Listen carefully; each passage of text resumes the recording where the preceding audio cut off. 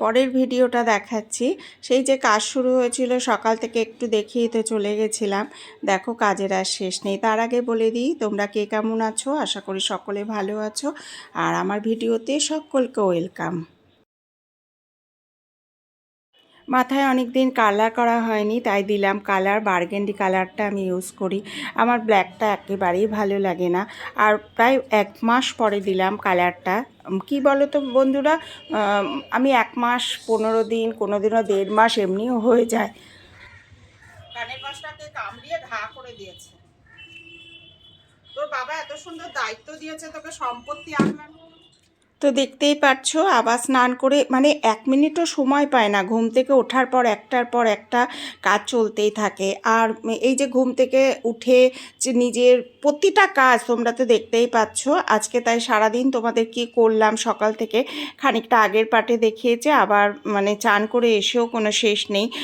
শুকনো কাপড় তোলা, আবার কাপড় মেলা, প্রত্যেকটা কাজ বন্ধুরা কি করছি না করছি সবই তোমাদের সামনে তুলে ধরলাম। সাথে আমার মেয়ে যে এতক্ষণে জানো তো পুজোটা করে, অবশ্য এখনও করবে না 3-4 দিন, কেন বুঝতে পারছো। তোরা আমি মশার কামড় খাবো না। হ্যাঁ ঠিক আছে, হচ্ছে সুন্দর। দেখো এটা কি বলে, কাঁঠাল। হ্যাঁ ঠিক আছে, খুব সুন্দর। আমি এই দেখো ঠিক আছে, ভালো হচ্ছে, ভালো হচ্ছে। আর পাচ্ছি না আমার মশা, আমি নিচে নামাই ভুল হয়েছে আমার। এখন ভিডিও না একসঙ্গে করতে হয়, তবে সেই ভিডিওটা না প্রপারিটি। দাদা ভাই জন্মদিনের ছবিটা। কাঁঠাল কাঁঠাল ধরছে কিন্তু আমাদের কপালে জোটে না।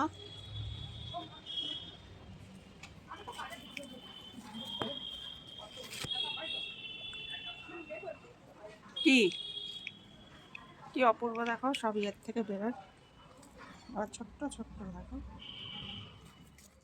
কাপড় মেলতে এসে যেন মানে গাছের নিচে আমি হারিয়ে যাই, এত সুন্দর লাগছে না। দেখো আমি এতদিন খেয়াল করিনি কত কুশি বেরিয়েছে কাঁঠালে। আর আমাদের দুর্ভাগ্য যে এই কাঁঠালের কুশি কটা খেতে পারবো জানি না, কটা বাঁচবে সেটাও জানি না। তো চলো, সব কিছু কমপ্লিট হয়ে গেছে, কাপড় চোপড় মেলা যা তোলা সব হয়ে গেছে। 3টে 3:30 বাজে। চুলটা একটু ড্রায়ারে শুকিয়ে তারপরে চলে যাব একটু রেস্ট নিতে। আর রেস্ট নিতে যখন যাই না জানো এত ঠান্ডা লাগে।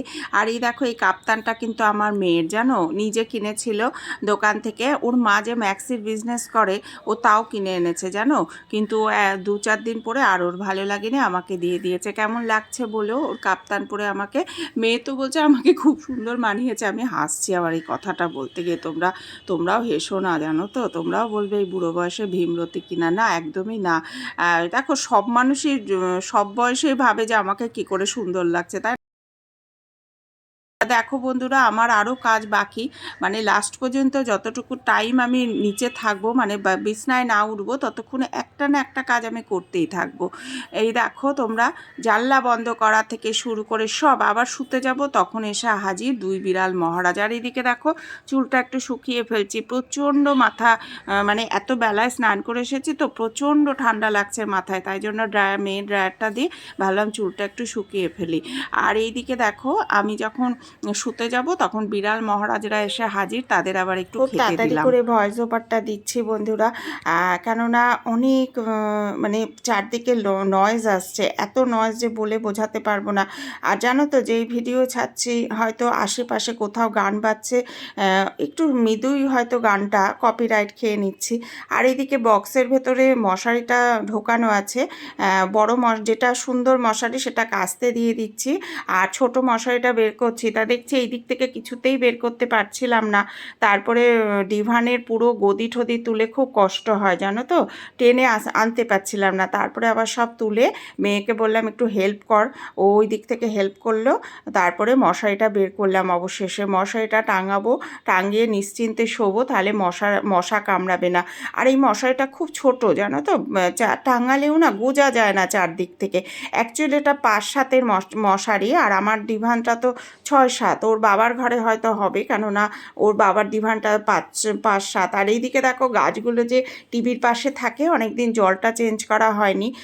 শোয়ার আগে আবার সেটা চোখে পড়লো যে জলটা চেঞ্জ করা হয়নি, সেটা আবার ভাবলাম একটু জলটা চেঞ্জ করে নিয়ে জলটা গাছটা আবার যথাস্থানে রেখে দিলাম। আর এই দেখো মশারিটা বলেছিলাম না কি ছোট দেখেছো তো, এই দিক থেকে টানলে ওই দিকে উঠে যায়, ওই দিক থেকে টানলে এই দিকে উঠে যায়। কিছু করার নেই বন্ধুরা, এতটাই মশা হয়েছে না তোমাদের বলে বোঝাতে পারবো। মশার উৎপাতে একটুও বসতে পারি না শান্তিতে। আর এই দেখো কমপ্লিট হয়ে গেল, তাই তোমাদের সঙ্গে কথা বলছি, কিন্তু বাধ্য হয়ে গানের একটা লাইন ভেসে আসছিল, আবার ভয়েস ওভার দিতে হচ্ছে। আর এইদিকে দেখো সব কমপ্লিট হয়ে গেল, চুলটাও ভালোই শুকিয়ে গেছে। তার আগে একটু ভাবলাম ওয়াশরুম থেকে ঘুরে আসি, কেননা শোয়ার পরে ওয়াশরুম যেতে খুব আলসি লাগে জানো তো বন্ধুরা। আর এইদিকে বেড়াল মহারাজরাও এসেছে, তাদেরও একটু খেতে দিতে হবে। তা চলো তাহলে তাদেরও একটু খেতে দিয়ে দিই। হ্যালো,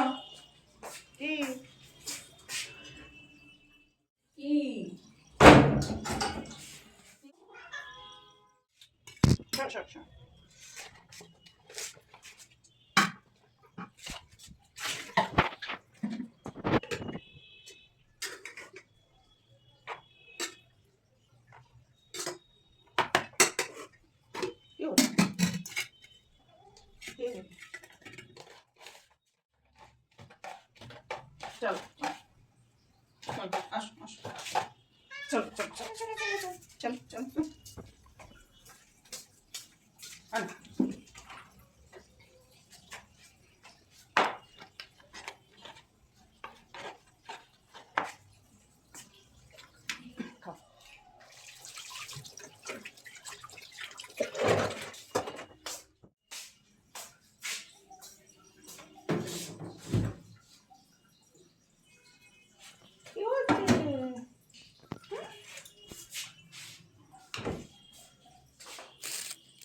অনেকটা টাইম কাটিয়েছি দুপুরে শোয়ার পর, এখন প্রায় 9:30 10টা। ও গেছিলো মাম্মামের বাড়ি, আসছে, তাই জন্য বললো মা একটু দাঁড়াও, ও রাস্তাটা পার হতেও পারে না ঠিক মতো।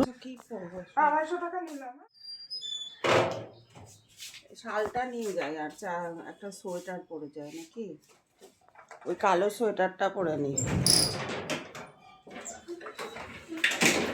তো গরম লাগবে না। কালো সোয়েটারটা এখানে ছিল যে ওখানে কাজ করা, নাকি? চলো চলো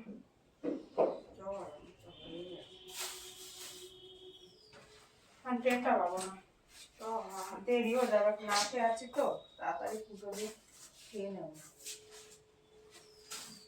এটা কাজ করি, লাল শালটা নিয়ে আর এটা করে দেয়, লালটা করে লাল আমাদের এসছে এখন আছি।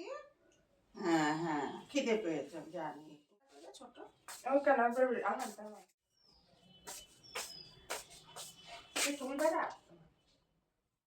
চল, আমি তো রেডি।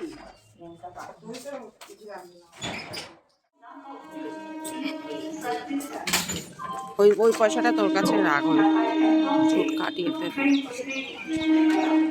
স্টেশনটা কুয়াশাচ্ছন্ন। এখন কটা বাজে? 9:30 বাজে, কিন্তু দেখে মনে হচ্ছে যে কত ইয়ে।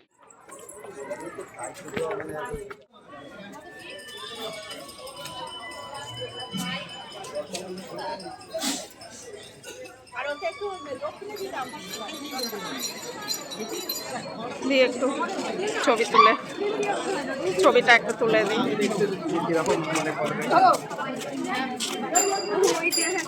ছাগলও লাইন কেন বার করে দেবে কেন? যা বার করবে কেন?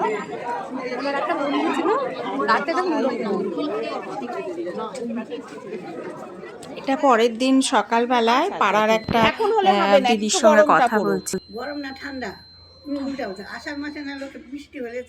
অবশ্য আষাঢ় মাসে, ও আমি জানি না, ঠিক আছে, তোমার রোজ জল দিতে হবে খেলাদি।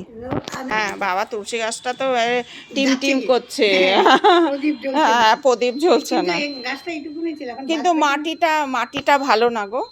হ্যাঁ মাটিটা, আসি খালাদি, পরে আসবো। হ্যাঁ হ্যাঁ ওইটাই।